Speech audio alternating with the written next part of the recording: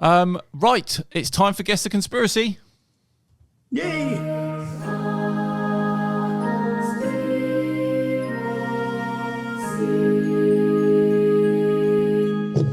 I'm hoping that the joke of that jingle is not lost on Matt.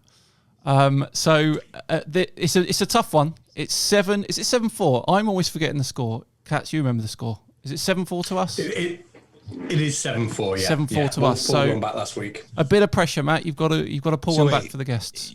So for clarity, you bring guests on, and then you present them with a number of potential conspiracies. Mm-hmm.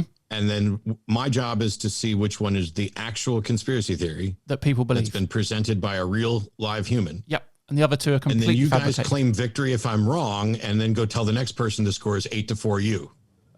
Maybe. Yes. It may be. It may be. All right, let's do it. So that's exactly right. Get it wrong. Katz and I have both come up with a fake conspiracy theory. There's going to be one that is real in that someone actually believes it, and it's Matt's job to try and figure out which the real one is. So here we go. Number 1. 2 years ago, there was a massive solar flare that slipped everyone on Earth into a parallel dimension. That's number 1. Number 2, the United States is only half the size we're told because planes only fly at half the speed we think they do. That's number 2.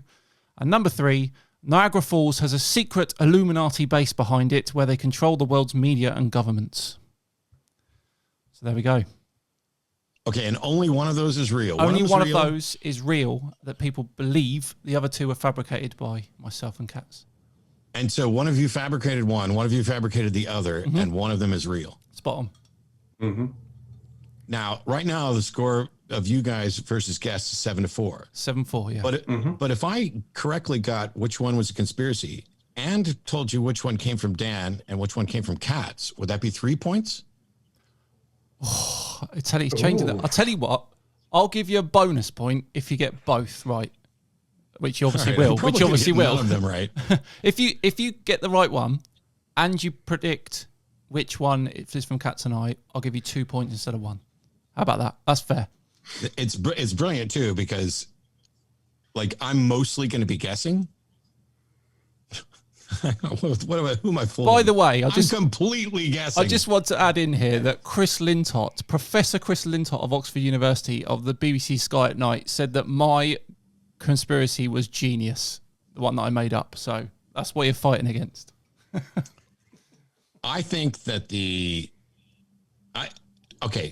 I'm going to lie and say I think that this is the right when I don't. I'm legit just guessing because one of the things is that it's difficult to parody, and all of us have had people say the most bizarre, crazy stuff to us. Yep. So I'm going to guess that the real one is that the Niagara Falls hides a secret base for the Illuminati, and that Dan's is the solar flare parallel dimension, and Katz is that the U.S. is only half the size we're told. Okay, and that's your final answer. That's it. I got them all wrong, I'm sure. Okay, here we go. Oh, it's 8-4. We've pulled it. I'll tell you what. I mean, no offense, but you couldn't have been more wrong with that. So sweet. So that means that.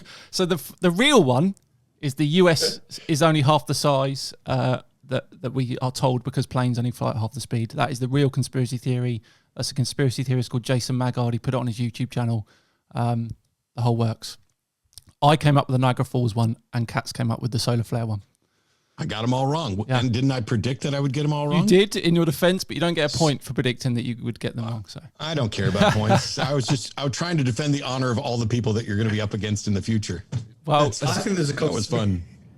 There's a conspiracy theory here because, like, when you sit a multiple choice test at school, if you get every single one wrong, you must know the answers because statistics would say that that's not possible. So I think you did get us sussed, and there's some mind games going on. Potentially. It's the same game. I do this a lot because when I'm doing magic shows and things, and I toured U.S. and Canada with my Magic Skepticism show, and I did it or a version of it in Glasgow and Cambridge. Looking at this, I've completely lost what I was getting ready to say. My brain just completely short-circuited because I look at the potentials there, and I'm like, oh, U.S. is only half the size we're told. That's probably not real because wouldn't they have said the Earth is only half the size we're told? I mean, why be so specific about the United States? So it's because my first question was, if somebody came to me and said, hey, the US is only half the size we're told. Well, does that mean Canada's only half the size we're told? Because they share a border.